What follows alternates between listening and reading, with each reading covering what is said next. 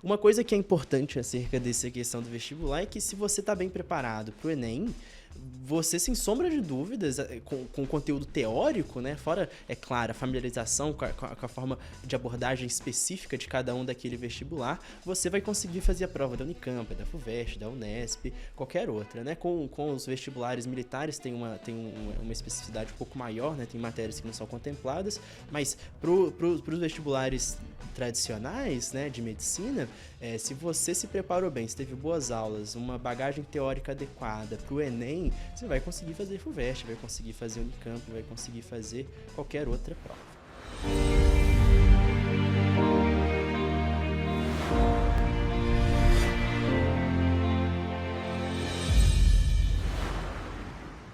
Fala pessoal, bem-vindos a mais um episódio aqui do nosso podcast, um podcast feito especialmente de médicos para médicos e futuros médicos profissionais de saúde. E o intuito do podcast é eu trazer convidados que são referências nas suas áreas e também alguns estudantes que estão no começo da sua jornada para contar um pouquinho sobre como foi esse processo, tanto de entrada na faculdade de medicina, quanto também depois, né, como é que foi o desenrolar da carreira dessas pessoas. Normalmente eu convido aprovados aqui no vestibular da USP, que foi onde eu me formei, né, na Faculdade de Medicina, aqui na Universidade de São Paulo. E para mim é um momento muito especial também de relembrar alguns desses momentos e conversar com os meus convidados sobre esses primeiros momentos de faculdade. Acho que é bem legal, tanto para quem ainda está prestando vestibular, quanto para quem já entrou na faculdade, conhecer um pouquinho das perspectivas, quem são esses alunos que entram aqui na USP, que é uma das principais faculdades do nosso país também, um vestibular super concorrido, como é que foi a história dessas pessoas e os diferenciais que fizeram elas serem aprovadas aqui. Queria agradecer, antes da gente começar, os nossos apoiadores, patrocinadores do podcast. Então, a Unicred, que é uma instituição financeira, uma cooperativa voltada para o profissional de saúde, para os médicos, que tem apoiado todas as nossas iniciativas aqui no HackMed. E também a editora Manoli, que ofereceu espaço aqui para a gente poder gravar hoje. Para quem não me conhece, meu nome é Cauê Gasparotto, eu sou médico, formado aqui na USP e sou fundador e hoje estou à frente de uma empresa na área de educação, inovação e empreendedorismo chamada HackMed, que tem por objetivo fomentar o desenvolvimento de soluções na área médica. Então, vamos ao nosso episódio de hoje. Não se esqueça de se inscrever no canal, ativar o sininho, deixar seu comentário aí também, tanto com indicações para futuros convidados, quanto comentários sobre o que vocês acharam do episódio de hoje.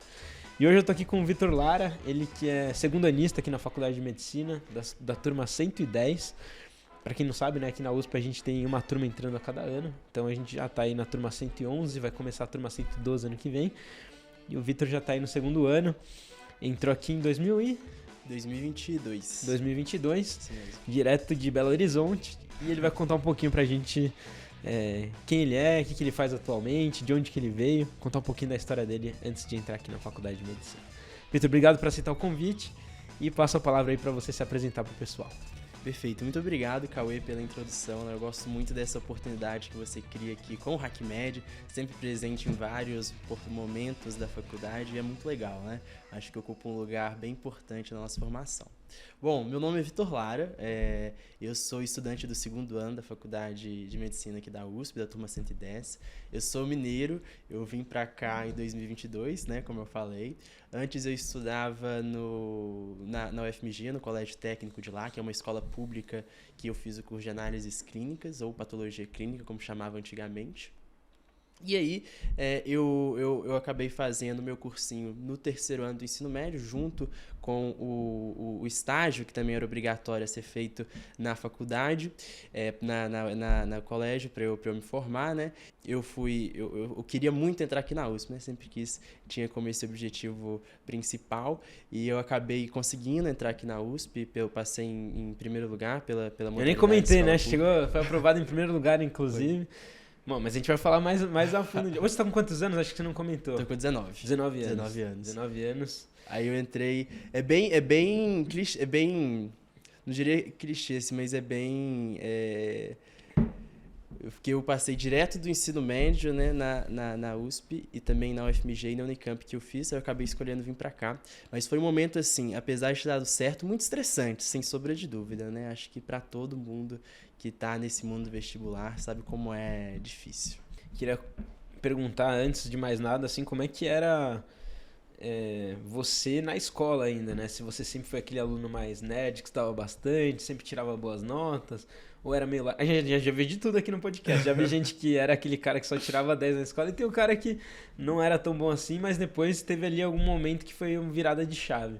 Como é que foi pra você? Qual que era o seu perfil, assim, antes de ser aprovado? Perfeito.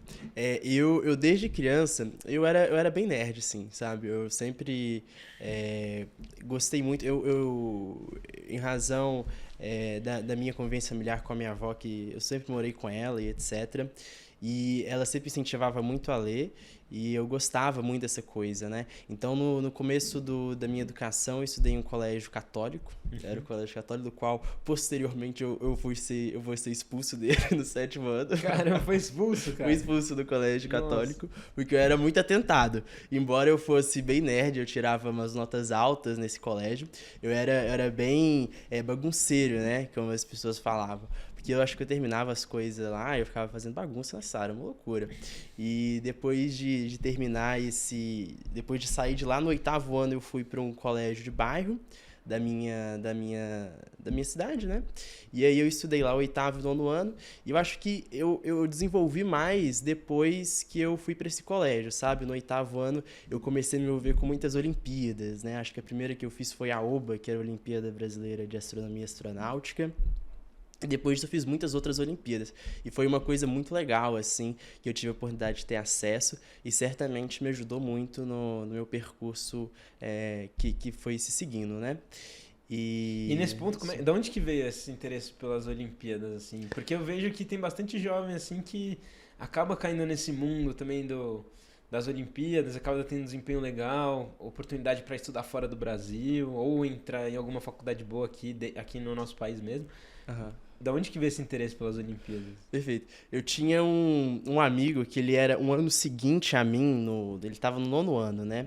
E aí ele tinha feito um processo seletivo que tinha na época lá do meu colégio, que você fazia uma prova e se você fosse bem, você ganhava um iPhone. E ele ficou em primeiro lugar e ganhou um iPhone, então pra mim ele era a referência ali, né? Ele inclusive, está fazendo hoje economia aqui na USP, o João Pedro, o nome dele. E aí ele participava dessas Olimpíadas. E eu falei assim, nossa, esse menino aí que foi bem, ele participa das Olimpíadas, acho que eu quero participar também, né? Pra ver como é que é, porque ano que vem eu quero ganhar um iPhone. E aí, acabou que inclusive não ganhei o iPhone, embora eu ganhei a bolsa lá de 100% para depois estudar no pré-vestibular deles no 9º ano, que eu fiz que era chamava vestibulinho, né? Uhum. Que antes do Coltec, do Cefet, do Colégio Militar, que são os colégios de 2º grau, que tem esse processo seletivo, tinha esse vestibulinho. Mas enfim, aí eu me interessei por essa questão das Olimpíadas. A primeira que eu fiz foi a OBA, eu também fiz a ONC, a OBQ Júnior, que é a Olimpíada Brasileira de Química Júnior, a BMEP, a Olimpíada Internacional de Matemática Sem Fronteiras, a Canguru de Matemática, a OBF, né, a Olimpíada Brasileira de Física. Enfim, todas essas eram muito legais. Eu realmente gostava muito, era um desafio intelectual ali que era colocado e sempre tinha depois um momento quando você ganhava uma medalha, os professores chamavam e tinha um evento, eles ganhavam medalha. Eu achava tudo isso muito legal. Então, eu sempre me interessei e também acabou que deu resultados pragmáticos assim, no resto da minha vida. Eu, durante o ensino médio, por conta de um resultado muito bom no ANC, que é a Olimpíada Nacional de Ciências, eu consegui uma bolsa de iniciação científica júnior para estudar método científico fomentado pelo Ministério da Ciência e Tecnologia, né? Inovação, e justamente fui inserido nisso, eu ganhava dinheiro, né? Na época era R$100, se eu não me engano, que era a bolsa de iniciação científica júnior pelo CNPq, que era bem barato, né? Aumentou para 300 agora. E foi uma oportunidade bem legal. Eu recomendo a todos que façam Olimpíadas, que tenham essa oportunidade. Pode ser bem legal, é interessante, tem 2 comentários sobre isso que você falou. Acho que o primeiro que eu acho legal ressaltar aqui, já discuti sobre isso em outro episódio aqui com o Lucas, que também falou um pouquinho sobre isso, a importância da leitura, né? Acho que foi um divisor de águas para mim também, em casa sempre fui muito estimulado a ler desde pequeno, e sempre que alguém me pergunta, um dos divisores de águas, né, na minha trajetória, olhando para trás assim, eu falo, o hábito de leitura, acho que foi um grande diferencial para mim, assim, eu era daqueles que o professor passava os livros na aula e ninguém lia, né? Eu era a única pessoa que lia todos os livros que a gente tinha que ler no ano ali. Tudo bem, minha mãe é professora de literatura, então eu pegava no meu pé também em relação a isso. Mas acho que você cria realmente um hábito de ser uma pessoa que é curiosa, que vai atrás de conhecimento. Eu acho que a leitura estimula esse tipo de comportamento, que é necessário para muitas coisas, não só para aprovação no vestibular, também para você criar essa vontade de aprender mais. Mas eu acho que para muitas outras coisas na sua vida esse hábito vai ser muito útil, assim, de essa vontade de aprender mais. Assim. Então acho que você desenvolver esse hábito de querer ir atrás sempre de ganhar novos conhecimentos é uma habilidade que eu vejo como um grande diferencial. Por isso sempre tento estimular as pessoas que acompanham aqui a desenvolver o quanto antes esse hábito de leitura. Assim. Às vezes não é fácil no começo, mas eu acho que existem técnicas aí que você pode aproveitar para tentar incluir isso. Bom, mas então você falou do seu interesse pelas Olimpíadas. E de onde que veio a vontade de fazer medicina, assim? Como é que foi? Você já tinha interesse pela área de biológicas? O que te levou a falar, putz, quero prestar medicina? Perfeito, né? Eu sou daquele grupo que sempre quis fazer medicina, né? Então, desde que eu me conheço por gente, eu falei que queria fazer medicina. Não sei o quanto disso foi, de fato, espontâneo da minha parte, mas desde pequenininho, talvez eu tenha falado brincando alguma vez pra minha família que eu queria fazer medicina, as pessoas acreditaram e falaram assim, não, então beleza, vou fazer medicina. E aí, beleza, eu tomei, acho que como um pressuposto a partir do qual eu construí o resto das minhas dinâmicas educacionais. Então, eu vejo a medicina hoje de uma forma diferente, eu acho, de como eu via quando eu era mais jovem. Isso é bem natural que aconteça, né? Mas eu me sentia bem desafiado, assim, pela ideia da medicina, por ser um curso muito difícil de passar, né? Ter a maior nota de corte. Tudo isso me deixava bem animado com esse curso. E, além disso, as atividades de cuidado, né? Que exerce a medicina era algo que certamente me estimula e me estimulava bastante.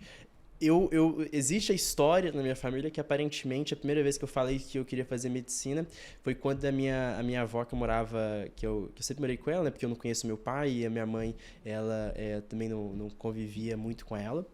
E ela caiu um dia, e aí ela se machucou, e aí foi chamar o SAMU. E aí não foi algo nada grave, assim, mas parece que eu achei muito divertido. Aquela coisa do SAMU, de como que você atuava frente a um paciente ali. E eu acho que eu senti na hora, devo ter sentido uma falta de conhecimento para saber como me comportar diante daquela situação, né? Quantos anos você tinha nessa? Então, eu acho que eu tinha 8, 9 anos. Era uma idade bem jovem, assim. Uhum. E aí, depois disso, eu passei a ter um interesse pelas áreas biológicas. Sempre gostei muito de biologia, embora eu sempre fosse melhor em matemática no colégio. A biologia era bem massa também, né? Entender como que funcionava o corpo humano era bem legal. Eu já gravei aqui outro episódio com um professor que foi um mentor meu aqui quando eu estava criando o HackMed, né? Um professor de Stanford, Robson Capasso. Vou deixar até o link aqui depois para o pessoal que quiser ouvir esse podcast, porque ficou bem legal. E na conversa que eu gravei com ele, a gente fala um pouquinho sobre as motivações que levam as pessoas a escolher medicina, né? E querendo ou não, com 15, 16, 17 anos, a gente é muito novo para saber o que a gente quer, né? E em alguns momentos a gente toma decisões baseadas em coisas que são, assim, talvez supérfluas ali com uma idade pequena. Então, igual você falou, né? Me interessei por Olimpíada porque eu queria ganhar um iPhone, assim. No começo a gente toma as decisões baseadas nisso, né? Uhum. E talvez essa seja uma das maiores dificuldades, assim. Como é que eu vou saber que com 15, 16, 17 anos o que eu quero? E no modelo hoje que a gente tem no Brasil, né? Que você tem que tomar essa decisão antes. E aí já entrar direto na faculdade de medicina sem ter um tempo ali pra você refletir sobre isso, às vezes é algo meio difícil, né? Você fala, cara, às vezes você pode ter feito uma escolha errada, né? Mas enfim, não tem muito como a gente saber. Eu gosto de dizer também que hoje em dia nada é escrito em pedra. Tenho visto muitos alunos que entram e depois mudam de direção, fazem engenharia, depois medicina, depois direito, enfim. É possível hoje fazer essas mudanças também de carreira. Mas achei interessante na sua fala isso, porque acho que muitas vezes quando a gente está jovem tem essa questão. Então, se você está acompanhando aqui, né, ainda não sabe se exatamente medicina é para você, acho que não é para você se assustar também. Ninguém sabe muito sobre isso na idade que a gente está ainda prestando vestibular, né? Então, é mais para tranquilizar também o pessoal, porque muitas vezes a gente não tem essa certeza, né? Mas enfim. É isso, né? Eu acho que a medicina, ela abre um campo de possibilidades muito grandes depois que a gente se torna formado, né? Seja pela residência, pelos demais caminhos que podem se seguir. Então, é um campo muito amplo que eu diria que a maioria das pessoas elas conseguem se encontrar, assim, em algum momento do curso. Realmente é bem abrangente a área de atuação, a gente vai falar um pouco sobre isso, inclusive. Mas você se considerava uma pessoa competitiva desde a escola? Era algo que, tipo, você assim, disputava em questão de nota contra os alunos? Porque o vestibular era bem concorrido, né? Querendo ou não. Como é que você enxergava isso, essa questão da dificuldade de entrar? Era algo que te estimulava, te dava algum tipo de receio? Qual que era o seu perfil? Ah, eu com os meus colegas, eu não tendia a ser muito competitivo, não. Eu gostava...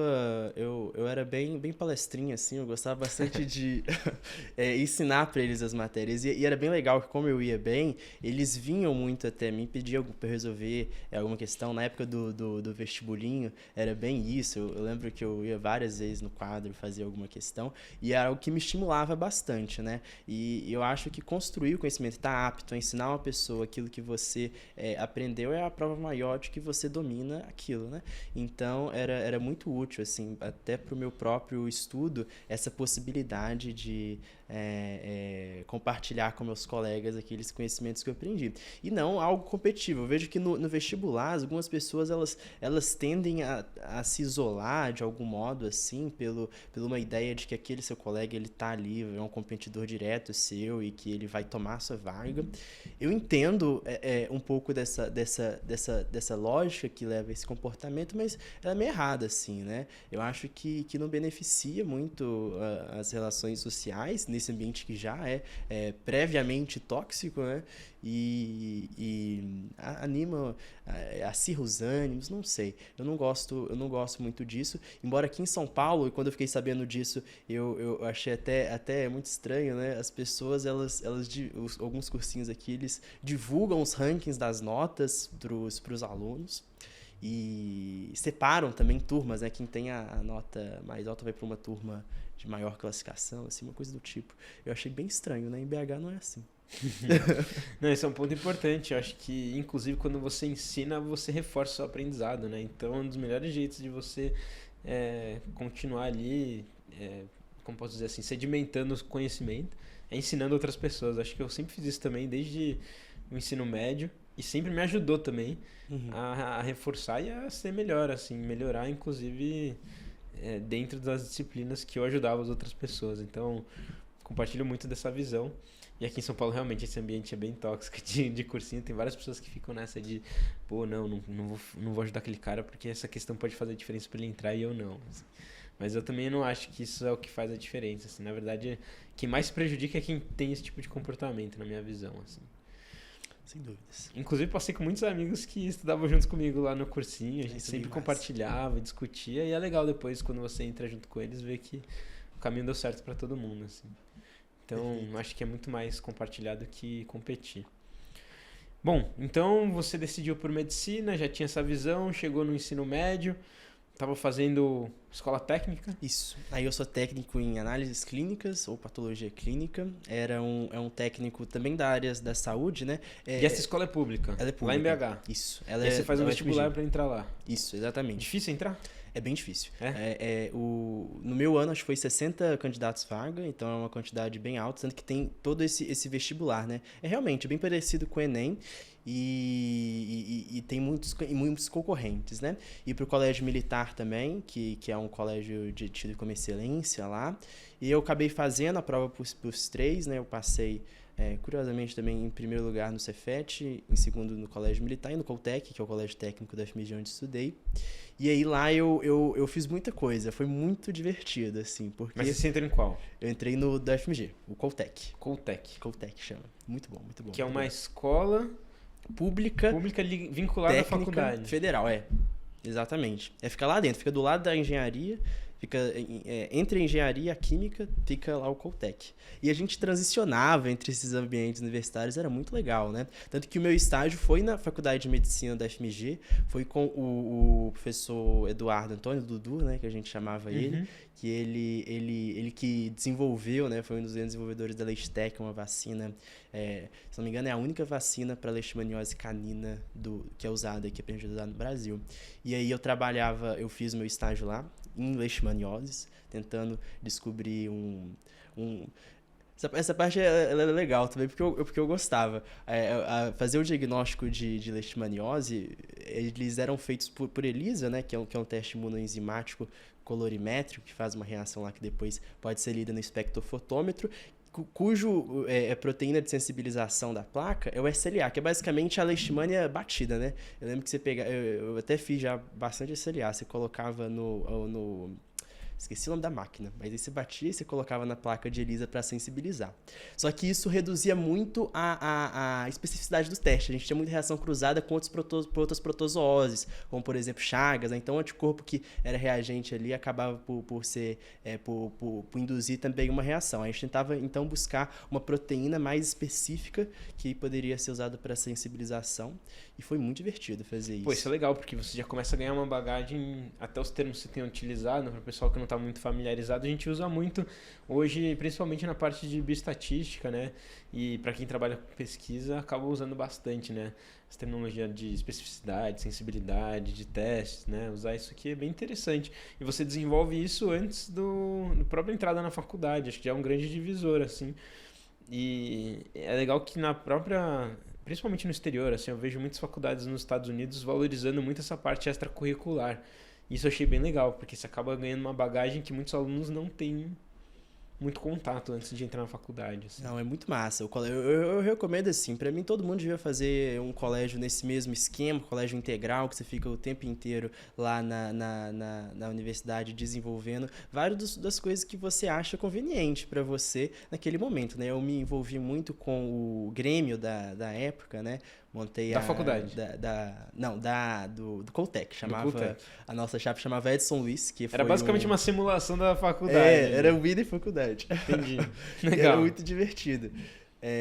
Fui secretário do Grêmio, fui do movimento estudantil, ajudei, estava de frente da época que a gente estava fazendo manifestação na época que o Weintraub contingenciou alguns milhões, aí foi uma loucura, foi bem legal. E, como você disse, é muito um microcosmo, assim, que tende a se repetir, eu acho, nas diferentes universidades, que é muito proveitoso.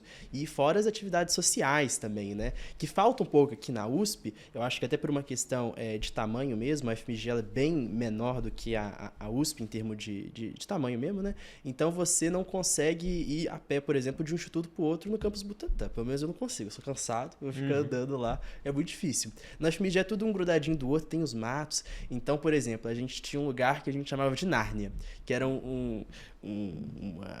uma clareira no meio dos matos da FMG que a gente se reunia lá para escutar música, para atividades sociais, chamava Nárnia. E você já tinha contato com o pessoal da faculdade também? Também. Pô, isso é uma troca bem legal também, desde o ensino médio.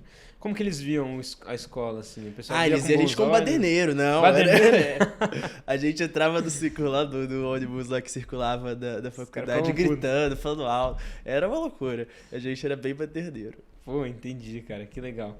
E assim, imagino que pra alguém que tá nesse contexto, pra vocês devia ser, cara, quase não sei se um caminho natural, mas entrar na UFMG, né? Sim. Da onde que veio a visão de sair de BH e vir pra São Paulo, pra USP, assim? Você já conhecia, já tinha não sei como é que é também pra quem tá em BH, a visão que vocês têm aqui da USP, já era algo que assim, os professores já falavam sobre isso? Você já tinha alguma referência do lugar? Perfeito. De onde que surgiu? Assim? É isso mesmo, né? A maioria dos meus colegas, eles estão na UFMG, eles acabaram por continuar os estudos lá, mas eu não queria continuar em BH por uma questão mais social do que educacional, né? Eu me irritava muito com a minha família, a gente sempre teve uma má relação, assim, e aí eu queria morar sozinho, né?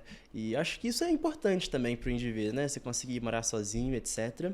E aí eu vi então nessa situação de poder vir para São Paulo, né, para USP, que era a melhor faculdade, assim, que eu coloquei lá no Google, né, para saber qual a melhor faculdade de medicina. Você procurou exatamente isso? Quando você estava? No ensino médio? No ensino médio, para decidir onde que eu ia, né, foi bem simples assim mesmo.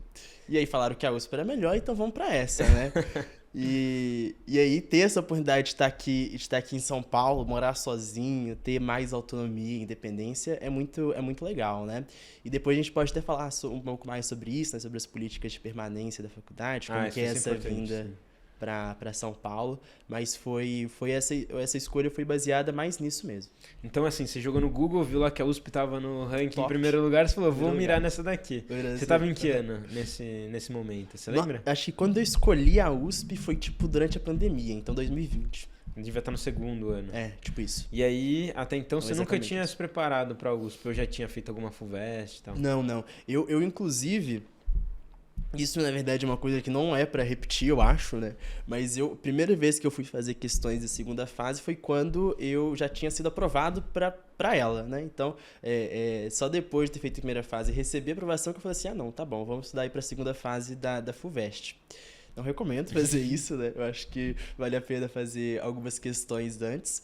Mas em BH, em Minas Gerais, acho que no resto do Brasil inteiro, fora São Paulo, né? O estudo é muito focado no Enem, né? Então, todo o material didático é preparado, as aulas dos professores, a bagagem que eles têm, tudo é pensado para isso.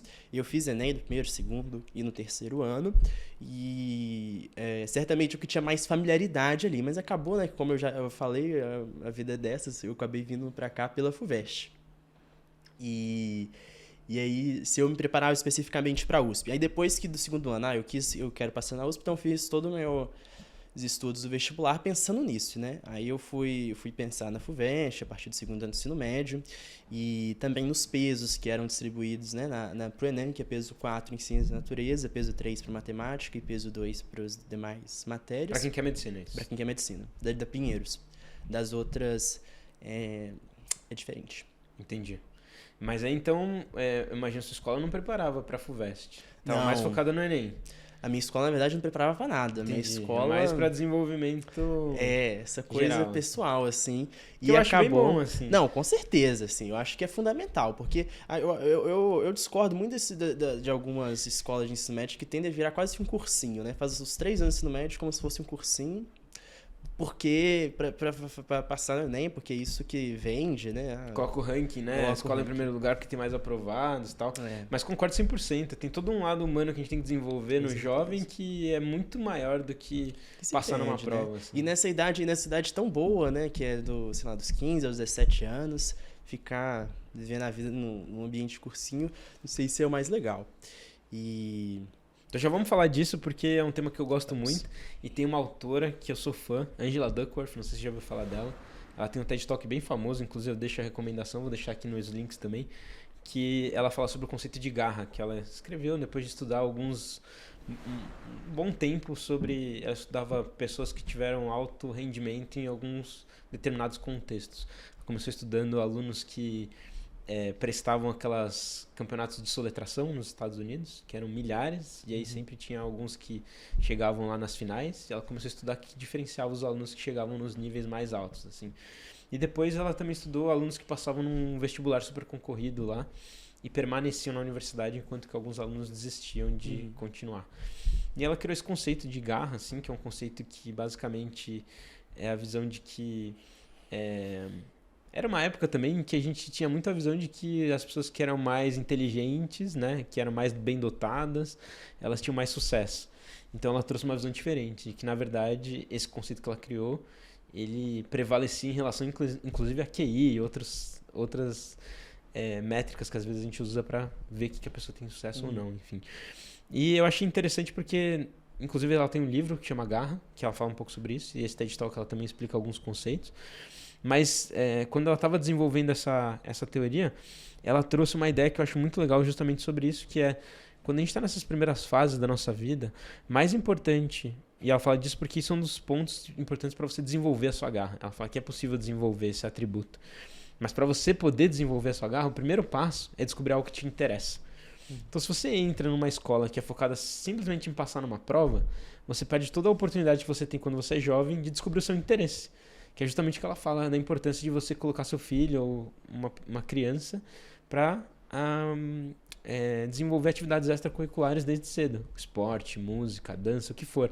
Porque é um ambiente onde você consegue descobrir ali o que realmente faz sentido para você. Se você pega um lugar que é só focado em passar numa prova, a chance desse cara ser frustrado na vida é muito grande. Porque ele não vai descobrir nunca o interesse dele. Ele vai entrar numa faculdade e lá no meio eu tenho certeza que ele vai descobrir que não era aquilo. Ou enfim, não tem como, né? Vai ser um tiro no escuro. Então, assim, eu acho que é até perigoso você fazer esse tipo de coisa com uma criança que é super jovem. Com certeza, né? E para isso acho que é necessário você ser exposto a vários tipos de estímulos, né?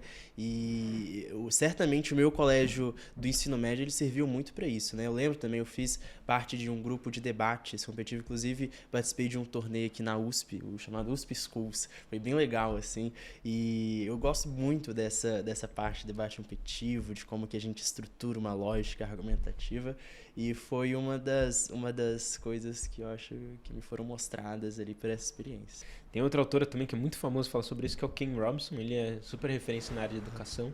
Também tem um TED Talk que eu sempre falo que como as escolas matam a criatividade dos alunos. E é justamente isso, é o que o nosso modelo faz isso. A gente obriga as pessoas a seguirem aquele formato de ensino, que ele tá no vídeo dele é muito bom, tem mais de 75 milhões de visualizações, e ele fala sobre isso, sabe? Se você pega um alienígena que chegasse na Terra hoje e olhasse para os modelos educacionais, ele falaria que a gente está preparando as crianças para serem professores universitários, né? E não tem problema em ser um professor universitário, mas nem todo mundo tem esse perfil. E aí a gente coloca ela numa escola que vai justamente focar ela em passar numa prova, ao invés de permitir que ela desenvolva outros atributos. E aí ele fala assim, cara, você já parou para pensar que se você entra hoje numa escola qualquer, no mundo inteiro, as matérias que são mais bem avaliadas são sempre as matérias de matemática, depois linguagens, depois artes e depois as artes mais... E aí até a própria artes e esse lado cultural ele também é dividido assim. Então tem primeiro música e por último ali a dança. Talvez teatro seja o menos valorizado das artes. E aí você fala, pô cara, bizarro isso, porque você está desvalorizando todo o trabalho do corpo humano, como se a gente fosse só o cérebro, né? E não estimula o desenvolvimento de outras competências. E ele fala, para mim, se tivesse uma escola, o trabalho com o desenvolvimento motor ali, de dança, tinha que ser tão estimulado quanto o nosso trabalho intelectual, né? Enfim, eu acho muito legal isso e eu apoio 100%, assim, eu acho que uma das coisas que eu mais gostei do meu ensino médio e da minha escola foi justamente a possibilidade de trabalhar outras coisas além da preparação para o vestibular. Perfeito. Bom, mas enfim, aí você estava aí no seu último ano, segundo, terceiro ano do ensino médio. Pô, sua escola não preparava tanto focado no vestibular, mas você sabia que você queria fazer USP.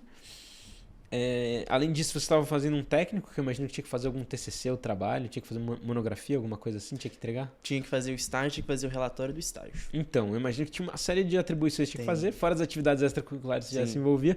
Como é que você conciliou tudo isso com o estudo para o vestibular? Assim? Então, é uma pergunta assim boa, né? Porque eu também não sei exatamente, mas eu acho que é uma tendência que eu tenho, assim, que eu observo, de acumular muitas coisas. Eu gosto bastante de fazer muitas dessas atividades e acaba que, por vezes, você vai ter que sobrepor, né? Uma com a outra. Então, durante o meu estágio lá, eu tô esperando a Elisa incubar 40 minutinhos, eu faço umas questões, né? Dou uma estudada, entrego alguma atividade que eu tenho que entregar do colégio, esse tipo de coisa que vão precisar ser feita, né? Para eu conseguir cumprir aquela carga horária que de fato ela era bastante desumana. Né? Se eu não me engano, na época eu fiz o cálculo, a carga horária assim no papel cumprida passava das 20 horas diárias. Obviamente eu não fazia 20 horas diárias, tipo, né, direto, eu ficava fazendo mais coisas ao mesmo tempo. E isso é muito importante, né? Eu acho que outra coisa que também vale a pena nessa relação é você saber exatamente o que você está querendo ali, nesse seu momento da sua vida. E porque para isso para você saber o que priorizar, né?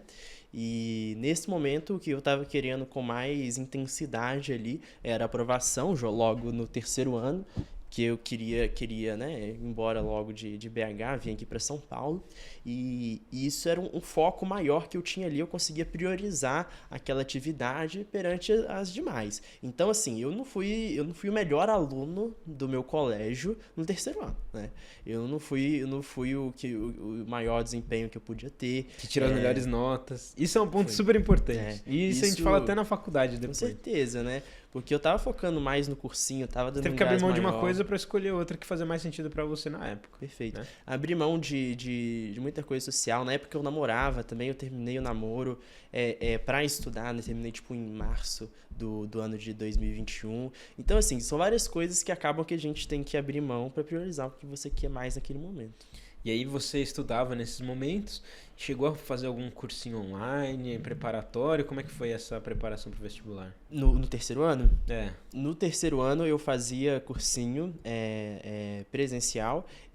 Era pandemia, né? Era 2021, então as aulas do meu colégio, elas estavam todas online. Inclusive ele demorou muito para voltar, porque a UFMG demorou muito para voltar, né? A gente acompanhar, foi uma das universidades últimas a voltarem com o ensino presencial depois da pandemia.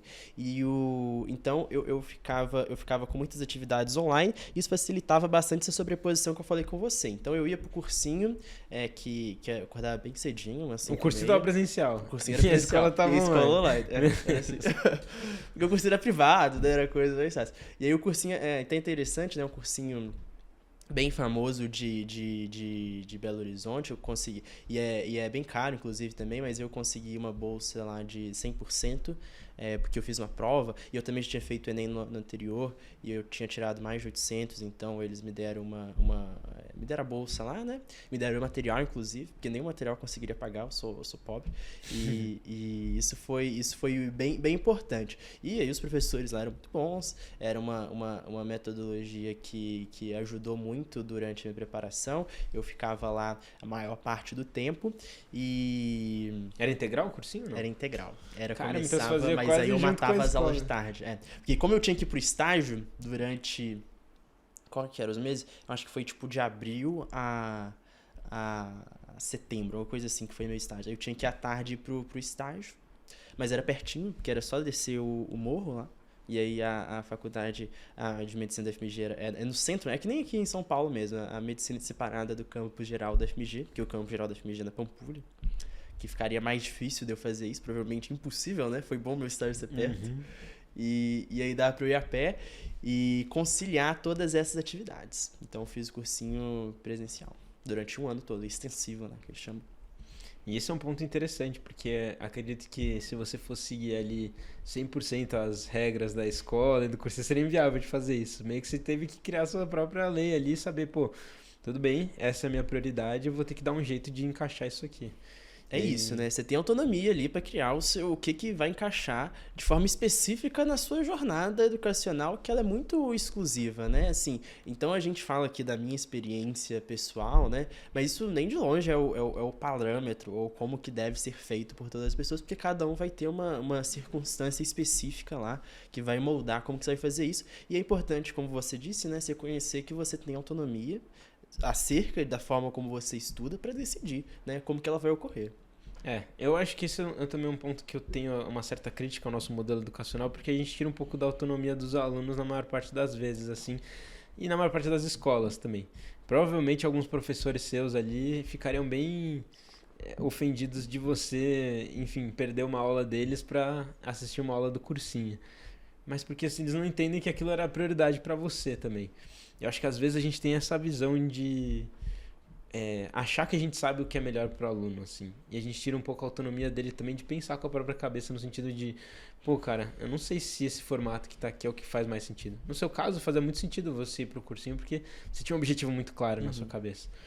Mas eu sinto que às vezes o nosso modelo, ele prende os alunos a um formato que nem sempre funciona para todo mundo, assim. Então achei legal que você teve essa oportunidade de ter essa autonomia que muitos alunos não têm também. Isso é bem legal. E eu tenho certeza que só potencializou assim, o que você já tinha de potencial mesmo ali para ser desenvolvido. Legal. Aí você foi então pro cursinho fazer esse esse ajuste na sua agenda com a escola.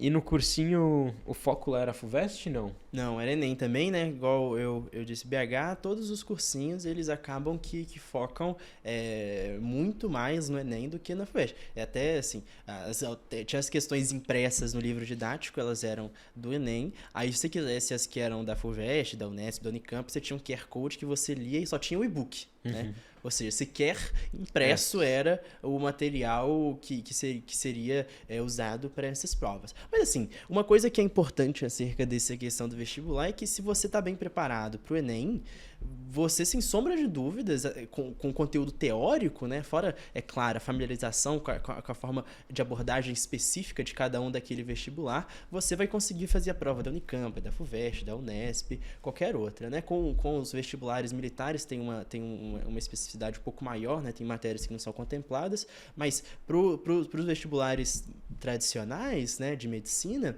se você se preparou bem, se teve boas aulas, uma bagagem teórica adequada para o Enem, você vai conseguir fazer FUVEST, vai conseguir fazer Unicamp, vai conseguir fazer qualquer outra prova.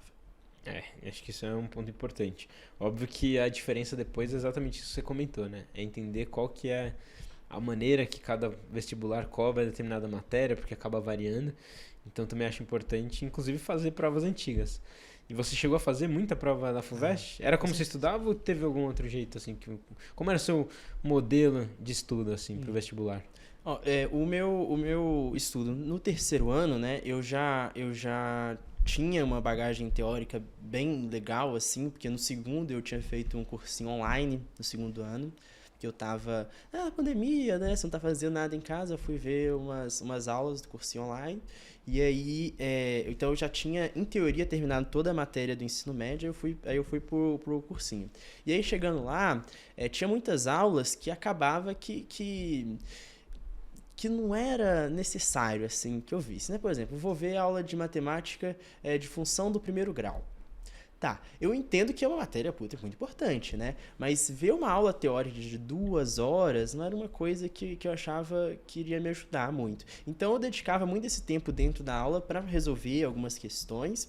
E aí, quando eu de fato estava vendo a aula, estava prestando atenção no professor, eu tinha a apostila, né? Ela ficava sempre comigo. Aí como eram os próprios professores que escreviam a apostila, eles seguiam bonitinho o que estava lá. Aí eu grifava algumas coisas que eu achava importante, eu escrevia na apostila. Tinha até um professor que ele me zoava, né? Que eu ficava colorindo a apostila inteira. E de fato era assim, eu ficava bem colorido.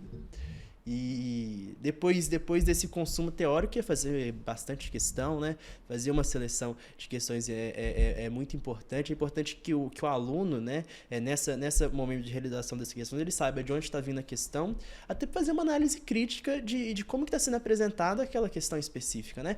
Como que vai aparecer uma questão do SCE, na Universidade Estadual do Ceará, é muito diferente de como que a FUVEST ou o Enem vai apresentar o mesmo tema, né? Então, você lê um tipo de questão de algum desses vestibulares externos, né, mais diferentes, você vê claramente que não vai aparecer para você, né, no Enem, na FUVEST.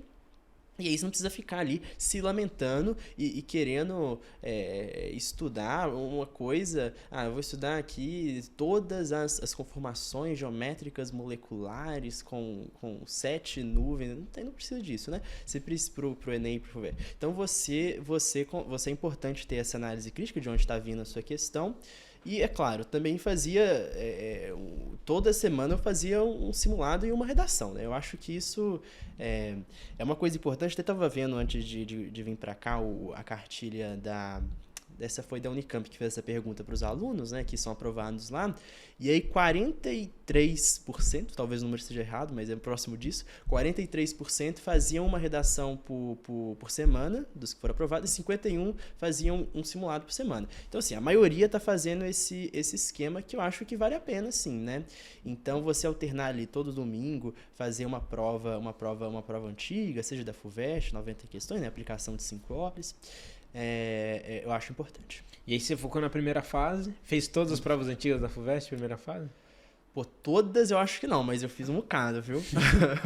É que eu lembro que tinha uma fase que a FUVEST era diferente, aí depois de 1900, sei lá quanto, não fazia mais também. Porque não, depois da pandemia, assim, você sente drasticamente uma diferença de abordagem. A FUVEST ficou bem, assim, você pega uma prova de 2017 da FUVEST, a prova de 2022 da FUVEST, parecem provas de bancas diferentes, sabe? Realmente, assim, ela tendeu a amenizar um pouco a forma de abordagem de diversos conteúdos dela para se aproximar com o que a gente vê no Enem, né? Via de regra. Então, isso é muito importante também, né? Na hora que você for pegar uma prova antiga, se for pegar, por exemplo, o Enem fez uma mudança bem pontuada em 2009 e 2016, né? Então, se for pegar o Enem em 2008, não é o Enem que vai aparecer para você, que apareceu ontem, né? Que foi o dia da prova do Enem.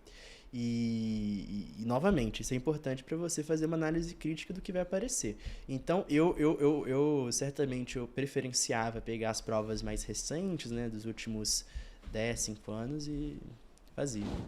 E você ainda hoje tem contato com alunos que estão prestando vestibular? Você chega a dar algum tipo de suporte? Faz esse trabalho com alunos também, não? Sim, eu atendo os alunos que eles estão, tanto pela empresa, pelo Convergindo, ou de forma particular, que eles tentam, que estão tentando ingressar no ensino superior e buscam algum tipo de auxílio, né? Então, eu ajudo a fazer cronograma, ajudo basicamente criticando como que eles estão formatando o processo de estudo deles. Eu uso algumas métricas objetivas que eles trazem em cima de simulados, né, questões antigas também. Então eu ainda não me larguei desse fardo de fazer vestibular, né? Inclusive ontem eu imprimi não, tava fazendo no tablet a prova do Enem. E eu tava lembrando, nossa, é um saco fazer prova do Enem, né? Mas eu ainda faço. Entendi. Pra ajudar os seus pra ajudar, alunos. porque, né, se eu tô me dispondo a fazer isso, no mínimo eu tenho que estar continuamente fazendo as provas, né? Então fiz da Unicamp, fiz fazer do Enem. Total, faz todo sentido. E aí, entrou na USP, tinha passado também na FMG, como é que foi essa sequência? Você foi aprovado primeiro na FMG, primeiro na USP, chegou a lembrar? Eu acho que a primeira foi a USP, viu? Eu lembro, eu tava inclusive no centro acadêmico lá, que é o Alfredo do Balena, que é o da medicina da FMG. Eu tava sentadinho lá, aí tava no momento, era tipo umas 10 da manhã, tava no PUF, esperando ansiosamente, né, o resultado que estava ansiando por sair.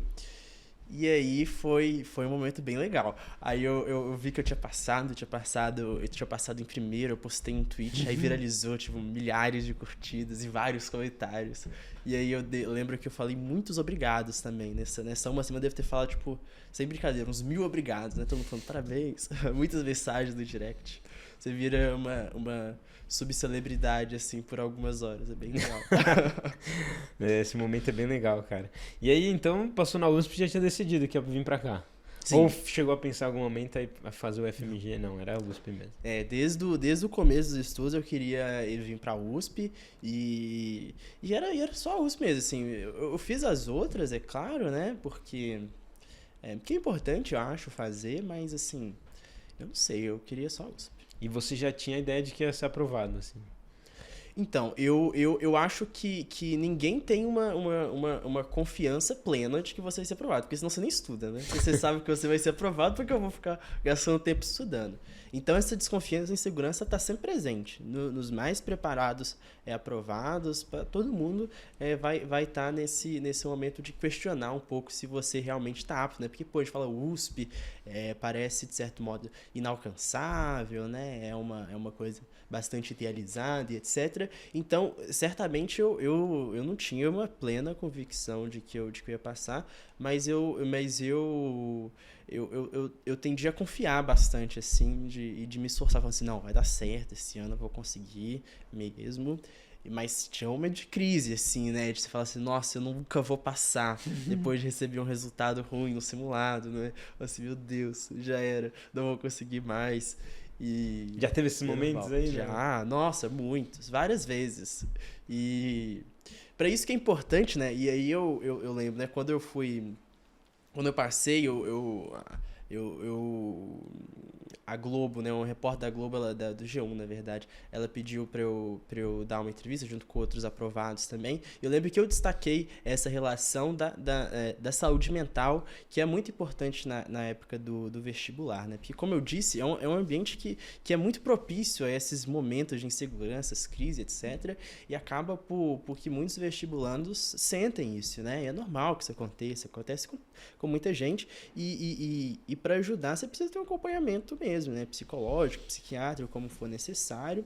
E eu acho que isso faz uma big diferença, assim, né? Ainda mais em quadros, de fato, patológicos, de ansiedade. Eu acho que isso é fundamental. Você fazia algum tipo de acompanhamento? Fazia. Esportes? Eu fazia Como é que vocês davam essa... Eu nunca fiz esporte, até hoje não consigo. Eu já tentei, mas não dá. Eu sou uma pessoa muito cansada pra isso, eu acho.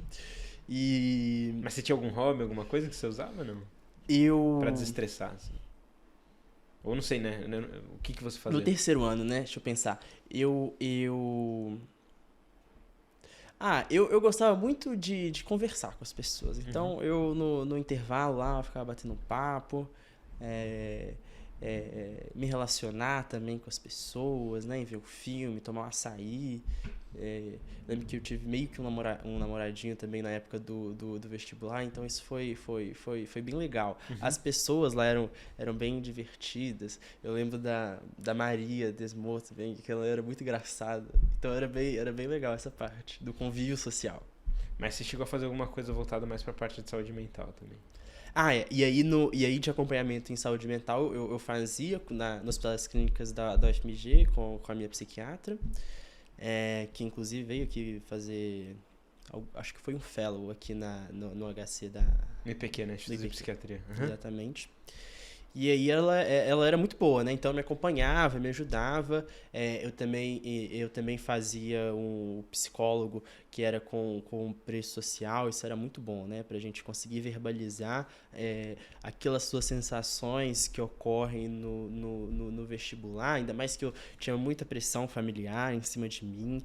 E deu certo. A gente não falou um pouco sobre isso, mas eu acho que é importante. Inclusive, acho que o primeiro passo é a gente quebrar um pouco esse mito de que só quem é louco que faz acompanhamento psiquiátrico, né? E psicólogo. Acho que é para todo mundo o primeiro passo, né? A gente trabalhar a saúde mental é algo que todo mundo precisa, assim. Então, acho que isso é muito legal de falar aqui, ser dito também, porque tem um preconceito grande, né? Contra você fazer esse tipo de acompanhamento, enfim, ser taxado aí de, enfim, qualquer termo pejorativo que a gente utiliza. Eu acho que esse é o primeiro ponto, meio que quebrar essa visão de que... Não, com certeza. Tem um estigma muito grande associado à saúde mental. Inclusive, foi tema da redação que eu tirei em 980. Caramba, então você foi bem essa aí, cara. Eram os estigmas da saúde mental, tema de 2021. Acho que foi.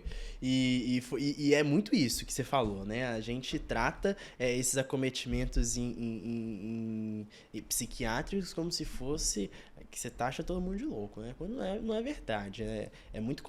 Deve ser muito compreensível que as pessoas elas passam por muitas dificuldades, que precisam de um acompanhamento profissional, às vezes com medicação, né? E por outro lado também eu vejo até por parte de alguns alunos no Instagram, eles falam muito de algum doping intelectual também com alguns tipos de medicamentos que aí vai para um caminho errado, né? É um acompanhamento psiquiátrico que não faz muito sentido.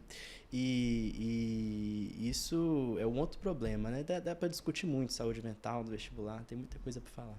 Entrou na USP, resolveu vir para São Paulo. Como é que foi essa vinda para cá, assim? Você falou um pouquinho que a sua família tinha uma certa pressão, assim, né? Em relação a isso.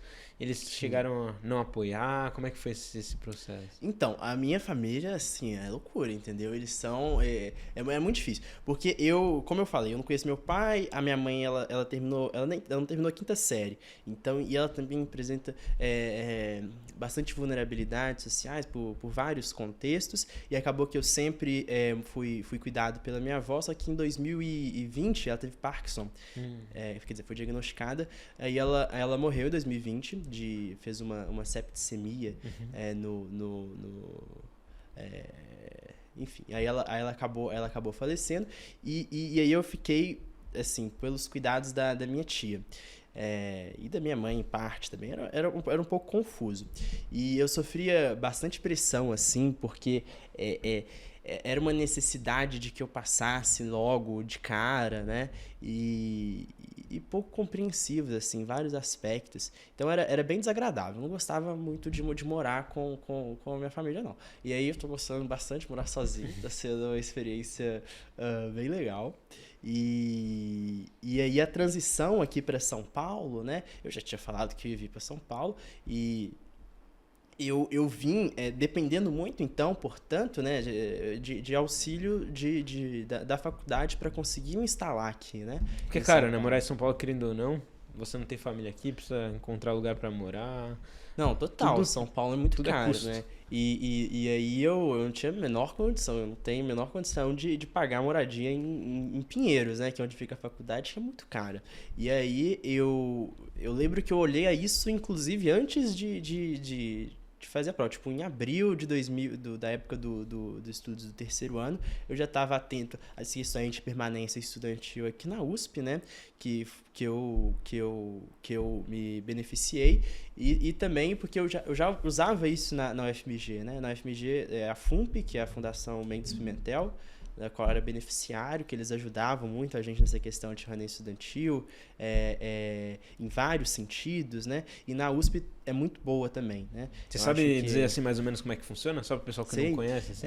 A gente aqui na USP, a gente oferece algumas modalidades de apoio à permanência, né? Então, por exemplo, se você for beneficiário de um apoio moradia, ou seja, se você morar em uma residência oferecida pela USP, que no caso é o CRUSP, que é o Conjunto Residencial da USP, ou a SEM, que é a Casa Estudante de Medicina, você, além de morar lá, e aí você não paga conta de água, nem conta de luz, é bem legal, você não paga conta de água, conta de luz, a SEM, no caso, que é onde eu moro, né? Eu moro na Casa Estudante de Medicina, ela fica do lado da faculdade, então é bem pertinho, e você tem que dividir quarto, tem uma beliche, aí você divide o quarto com uma pessoa, É da sua turma, não? Não, não é. Não é.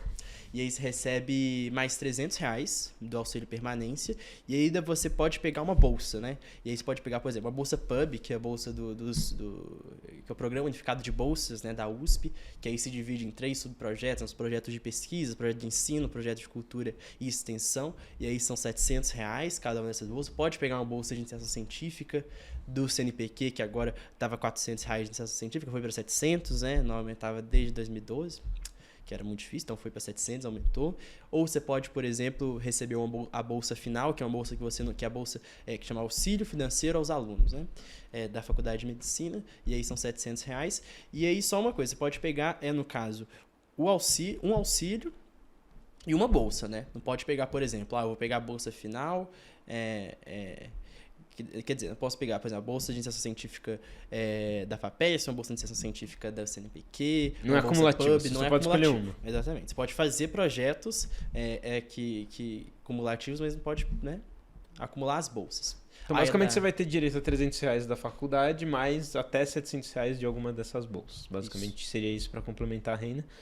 Mas você não tá mais pagando moradia, acho que R$1.000 também não dá pra viver uma luxúria, mas dá pra sobreviver aqui. Não, dá pra viver muito bem. Eu estou numa fase bem rica da minha vida, depois de que eu passei a receber isso, porque de fato, igual você falou, você não paga nada, não paga nada. Porque você não paga o bandejão também, porque o bandejão fica de graça. R$2? Então, fica de graça. De graça? Nem R$2? De graça, nem R$2, que você recebe auxílio alimentação.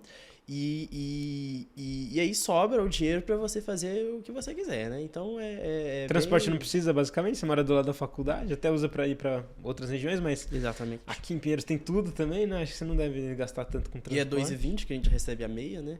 Dá para pedir a isenção, só que eu não consegui fazer isso, não sei. Alguém precisa me ajudar aí, eu vou agradecer. Mas... Alô, se você estiver escutando aí, quiser dar uma ajuda aqui pra gente, deixa no direct aí que eu encaminho pro Vitor Lara. Perfeito. E aí tá sendo bem legal, né? E tem o Asi também, né? Que é o restaurante da faculdade, que é R$2 aí, um combo lá, que você pode pegar, por exemplo, uma coca e uma coxinha, R$2. Então isso é muito bom. E tem o Palhetas também, que é o restaurante que fica no HC, que o pessoal da SEM tem acesso também. Então você pode comer lá no domingo, no sábado, sempre tem almoço e janta. E, inclusive, esse ano toda a diretoria da SEM está trabalhando aí para incrementar cada vez mais essa casa que é dos estudantes, né? E que precisa estar lá à disposição para conseguir acolher todo mundo que chega de outros estados. A gente está vendo um fluxo cada vez mais frequente de alunos que migram de outros estados com a política de reserva de vagas, né? Políticas afirmativas. A gente está vendo mais pessoas em vulnerabilidade, então precisa de fato incrementar tudo isso, precisa de recurso, precisa de muita conversa, precisa fazer todo um trabalho, né, para promover um ambiente saudável para os nossos alunos. Muito bom, cara. Legal que você já está bem envolvido na faculdade. Acho que é um dos caminhos aí para o desenvolvimento nosso como profissional. Também sempre fui muito ativo, mais na parte de esportes e pesquisa, assim, que era a área que eu gostava. Mas eu acho que cada um, né, com seus próprios interesses, mas acho que é importante investir em alguma coisa que seja além só do conhecimento ali que você ganha na sala de aula durante a faculdade, porque tem muitos outros aspectos que a gente precisa desenvolver como profissional, médico, profissional de saúde, que com certeza você não aprende lendo os livros ali das matérias, né? Então precisa complementar com outras coisas. Eu acho muito legal essa sua postura aí desde o começo da faculdade. Não, com certeza, né? E aí uma coisa legal também na minha vinda aqui para São Paulo foi que tem um programa aqui na USP, Adote um Calouro, né? Uhum. E aí eu vinha, né? Então a senha ela não fica disponível imediatamente para aluno. Então eu fui aprovado em março, eu consegui minha vaga tipo no meio de abril.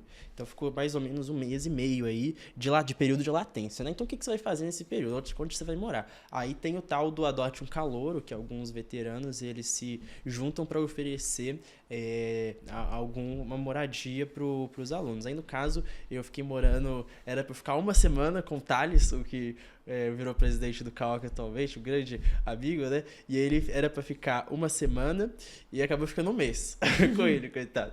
Mas foi uma experiência muito legal, me acolheu, foi super receptivo. Ele, o Patrick, os gatinhos.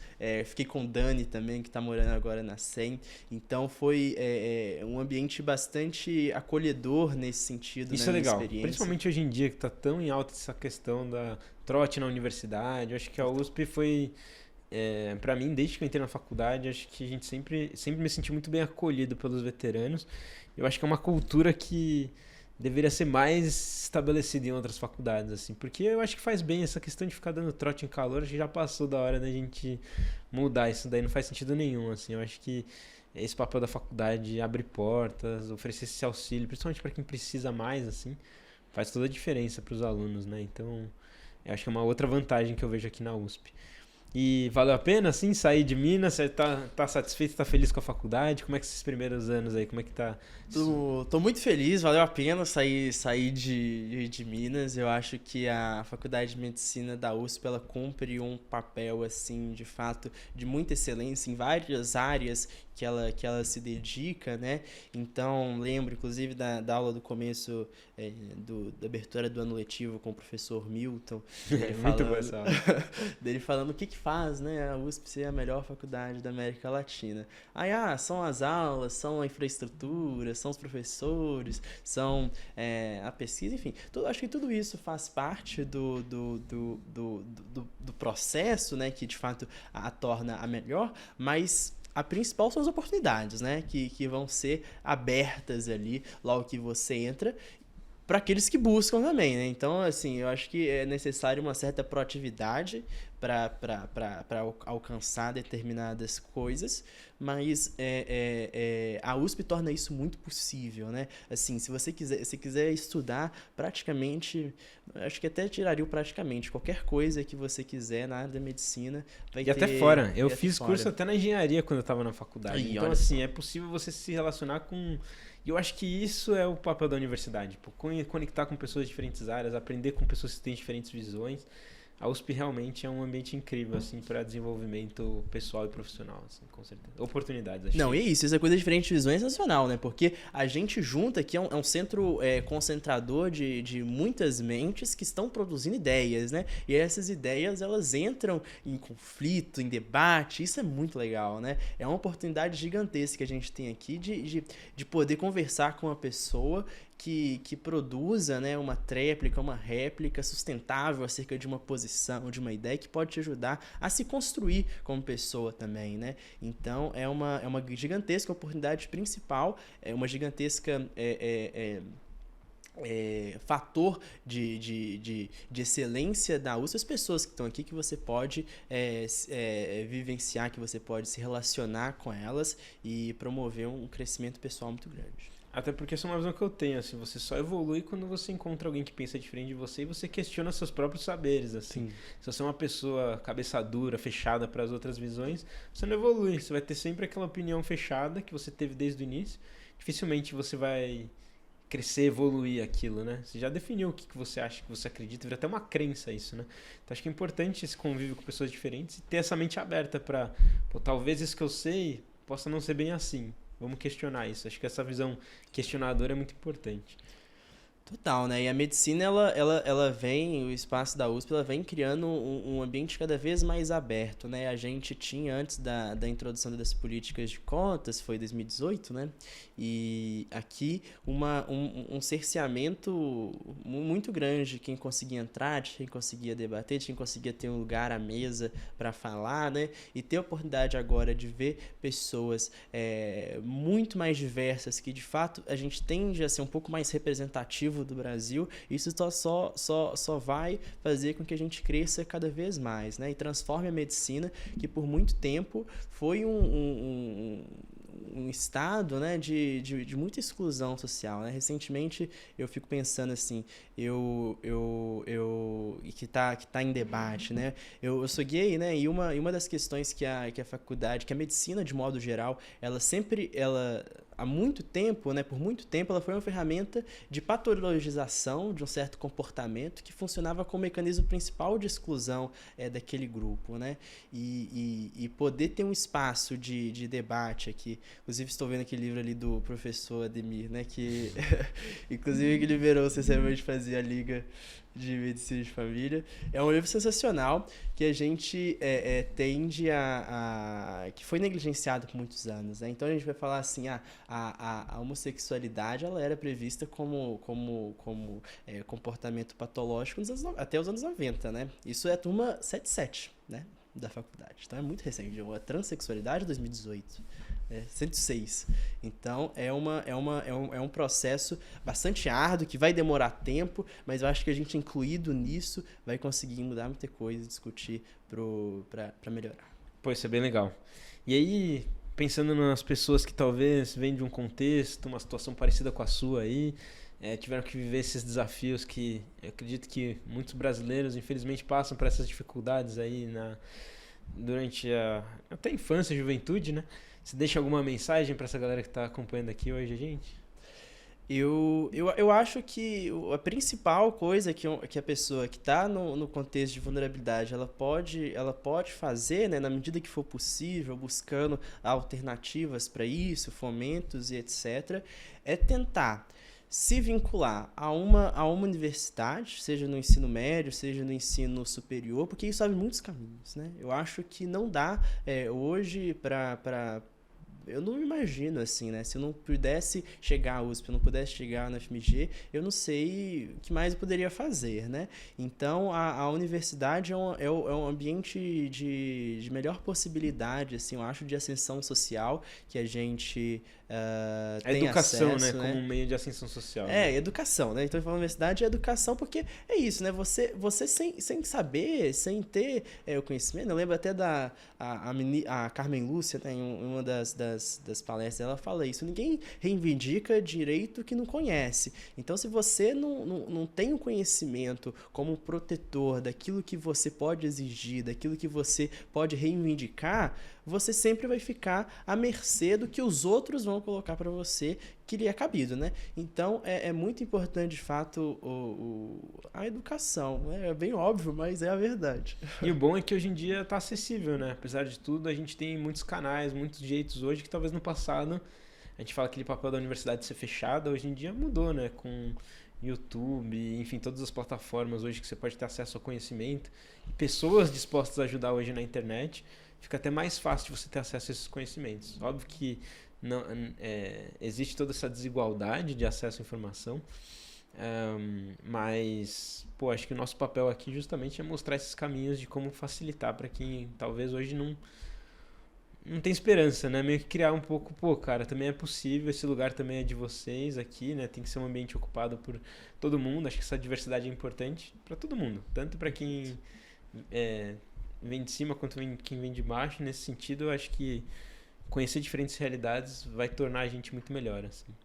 Então, enfim. Com certeza, acho né? que E porque o paciente que você tá de frente, ele é muito diverso também, né? Então, se você, por exemplo, não sabe as especificidades da atenção em saúde da população negra, como que você vai atender metade da população do Brasil, né? Uhum. Que vai aparecer na sua frente no consultório. Então, são várias coisas que precisam ficar atentas na nossa formação e que tem uma inclusão relativamente recente, né? Então, essas discussões, por exemplo, de grupos específicos, não sei se teve na sua época, mas agora a gente está tendo na DIC, no segundo ano, professora Lúcia, né? Grande professora Lúcia. A gente está tendo a oportunidade de debater esses temas, por exemplo, álcool, drogas, suicídio, saúde em gênero, né? Então, várias questões são muito relevantes. Acho que veio um pouco mais... assim, eu peguei a transição, né? Então, minha turma não tinha nem a questão de cotas na faculdade. Acho que foi um momento que foi bem de transição mesmo. Uhum.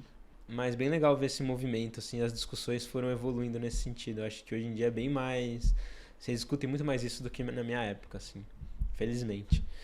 E, bom, a gente tem uma última parte aqui do podcast que eu peço sempre para os nossos convidados apresentarem aí um livro, filme, série para indicar.